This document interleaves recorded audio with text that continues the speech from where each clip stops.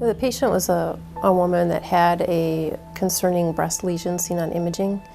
So she came in for a biopsy to determine if it was cancer or not cancer.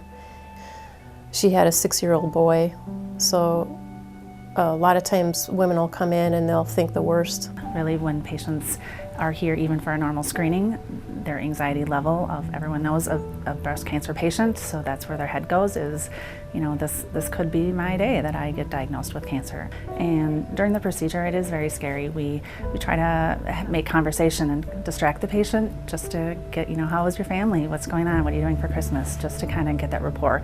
And then hand holding is something that we do often, almost with every patient. We hold that hand just so we have a connection with that patient and they know we're here.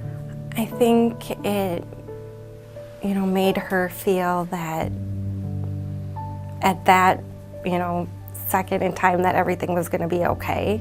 We'd like them to know that at Gunderson we care about them as an individual. We care about what happens when they go home, you know, when they talk to their family, and that we care for them, not as a patient only, but as a person that has a life and has loved ones and has things that they live for in the world. So I think it's important that we treat them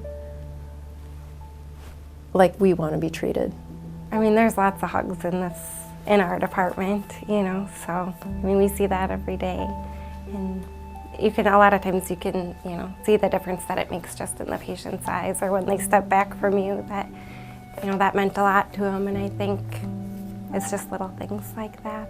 You know, the best ones are the ones that the ladies leap off the table and they just give you a giant hug because they're just so excited that everything is good and you gave them great news, and they're in tears and we're in tears because we're just so excited for them. We see a lot of patients go through difficult times, so it, you know, to be able to get to them on that personal level and feel like, you know, we're really helping them, even though they don't like the news that we're giving them, but, you know, the time that we spent with them was meaningful and they appreciated it, and, you know, we made a difference in, you know, that day or that procedure, that, you know, they'll look back after it's all done and it's, you know, the whirlwind of their diagnosis is all over. They'll look back and, you know, remember that hug or that, you know, touch or that hand hold.